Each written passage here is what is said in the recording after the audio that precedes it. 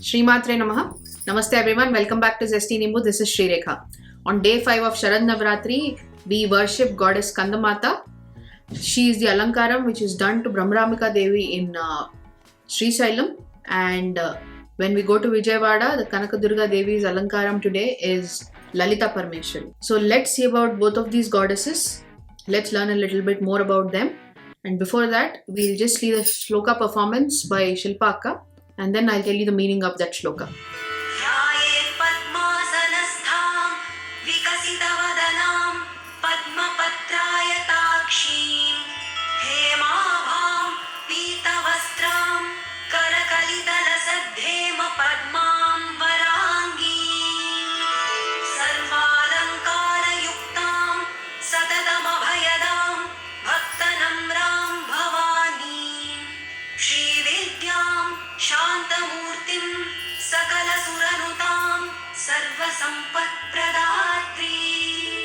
This shloka is from Lalita Sahasranamam from Brahmanda Purana.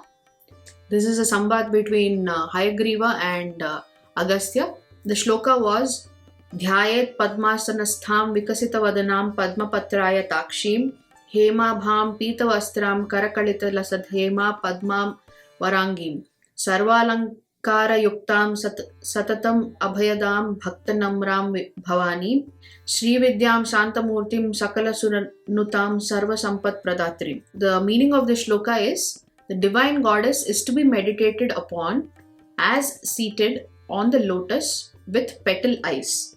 She is of golden color, golden hued, and has lotus flowers in her hand. She dispels fear of the devotees who bow before her. She is the embodiment of peace, knowledge, Vidya, and who is praised by God, and she grants every kind of wealth which anybody wishes for. So that is the meaning of this shloka. Today the goddess assumes the Skandamata avatar and Lalita Parmeshwari avatar. She is born as Lalita Parmeshwari to kill a demon, a Rakshasa called Bhandasura. We will see the story tomorrow. But there is one more aspect to this story where she gives life, or she gives rebirth again to Kamadeva, who was burnt to ashes by the third eye of Shiva when he was meditating. So now let's come to Skandamata. We'll see a story called Shanmukhotpatti, that means the birth of Skanda, the son of Shiva and Parvati. We have seen in our previous video where Parvati goes to meditate as Brahmacharini. Then she marries Shiva as Chandraghanta Devi. Before that, Lalita Parmeshwari's avatar is there, where she again gives birth to Kamadeva. So this Kamadeva again goes and hits Shiva. After he is reborn, he again hits Shiva with his arrows, after which Shiva wants to marry Parvati. And that is why in the avatar of Chandraghanta, Shiva and Parvati marry each other. So this Shanmukhotpatti has been mentioned in Ramayana by Valmiki Maharshi. This is actually a samvad between Maharshi Vishwamitra and Rama. Once Shiva and Parvati are married, they are having a happy time. Shringara Rasa. So for more than hundreds of years, they are still having that experience, and they still don't have a child. So the gods think she is Shakti herself, and Shiva has so much Tejas. Now imagine the son of the both of them, Shakti and the Tejas of Shiva. Can we see that kind of a child?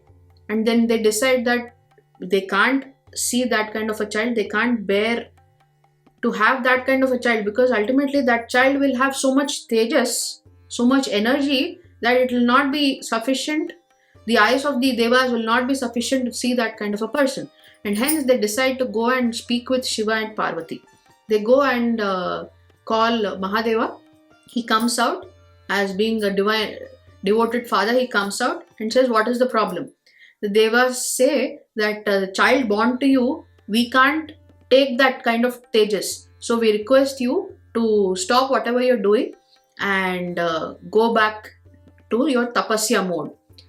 So Shiva being Shiva, he says okay, he agrees to all the requests of any of his children. So he says, okay, but who has the capability to take my Tejas, my Viryam? Then everybody points towards Bhumi. And they ask Bhumi's permission. She says, yes, I'll take. But Bhumi takes that Viryam and she can't handle the amount of energy Shiva's Tejas has. And she is completely burnt up and she doesn't know what to do. Then she says, then she tells the Devas, I can't handle this, do something about it.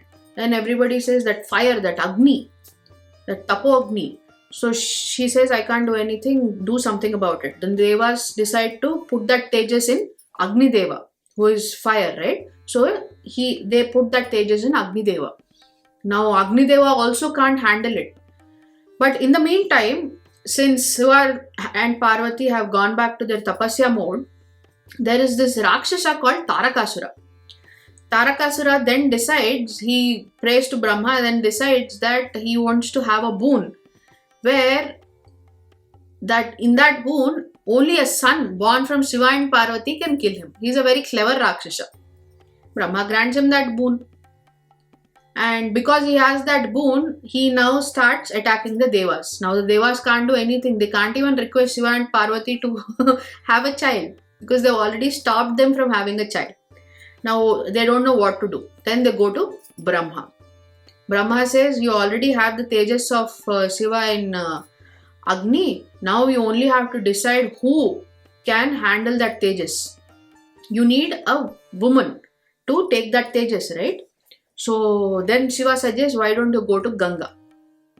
Ganga is the elder sister of Parvati. Himavan has two daughters, Ganga and Parvati. Parvati might mind Bhumi having her child, but she'll be okay if Ganga can conceive her child, because ultimately she is her sister, and sister's son is also son, right? So then all the Devas go to Ganga and ask her permission. Ganga says, I'm okay. So Agni Deva passes on that Tejas to Ganga. Then Ganga starts boiling. The water of the Ganges starts boiling and she can't handle that Tejas herself. Then she again talks to Devas and Devas says, then put that at the feet of Himalayas. There is a Sarovar called Sharavana. That lake's name is Saravana. So put that Tejas in near the foothills of Himalayas in that lake. Then Ganga puts that Tejas back in Saravana. Then everybody is scared. What will happen now? Will the kid be born or no and all? And what happens is, before the kid is born, all the metals, gold, silver, brass, bronze, whatever you name it, everything starts coming out of that particular lake. And finally, there is a child who is born with 6 heads. And that child, the moment he is born, he starts crying for milk. Then the Devas request the 6 Kritikas, to give milk to that child. The Kritika says, we'll give our milk to that child only on one condition, if he'll be named after us. Then all the gods agree that he'll be named, and the kid is named Kartikeya. So the Matas, the 6 Kritikas, give milk to that boy, that child. That child has 6 faces and hence he is called Shanmukha. So once this happens, Shanmukha, who is Skanda, is born. So since he is born in that Sharavana lake, he is called Sharavanan as well. Sharavana Bhava, one of the mantras of Skanda. So this is how Skandotpatti or Shanmukhotpatti happens. This was mentioned in Ramayana, written by Valmiki. So this is how then Parvati becomes Skandamata. So this is that story. Now you must be wondering, who is this Skanda? So Skanda is the son of Parvati and Shiva, but who exactly is he? So he anyways grows up and he becomes the Senapati, Devasena, and then he leads everybody into war and he kills Tarakasura. That is the end of the story. But who is this Skanda? How was he born? What was the idea behind his birth? So this we can answer from reading Tripura Rahasyam. There is a work called Tripura Rahasyam where this answer is being given. So there was a person called Sanat Kumar. Sanat Kumar is Brahma Manasa Putra. He is extremely intelligent person. One day, generally they don't sleep, but one day he slept and he had a dream. In that dream, he was killing the Rakshasas as the commander-in-chief of the Devas.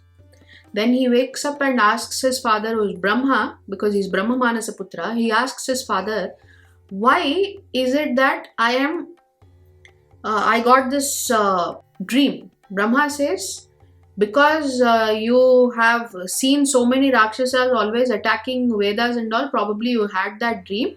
So you will be born as a person who will lead the Devas into war against the Rakshasas and kill all the Rakshasas. And then Shiva, in the meantime, also thinks, I need a child who can teach me. If a kid teaches a parent, the parent would be more happy, right? So Shiva is also thinking in those lines. Then when Sanat Kumar and Shiva are both thinking on those lines, then it is ordained that Sanat Kumar would be born as Shiva's child.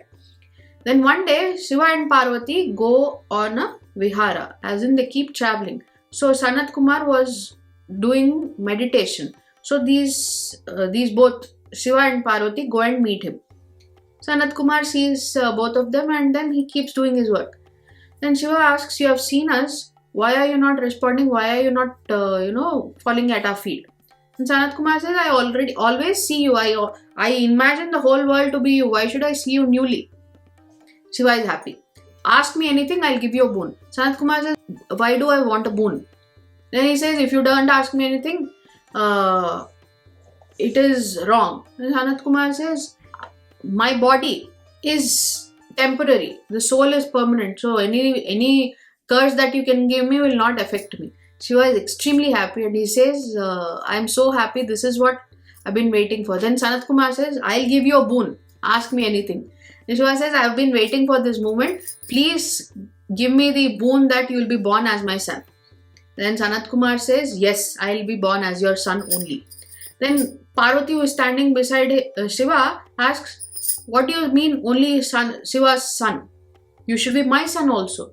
He says, it's not going to happen. I will not be born as your son, but I will be known as your son because I am Shiva's son. So she says, and you also must give me a boon. You should be born in the Sarvana lake, which is at the foothills of the Himalayas, which is formed because of Shiva and me. So you should be born in that lake. And that is how Sanat Kumar comes to be born in Sarvana lake, and that is why he becomes Sarvana. So that is how he becomes the son of Shiva and Parvati, and she becomes Skandamata. Skandamata is shown holding Skanda in her arms. She has a lotus in one hand and she has Abhaya Hasta and she has a sword in another hand.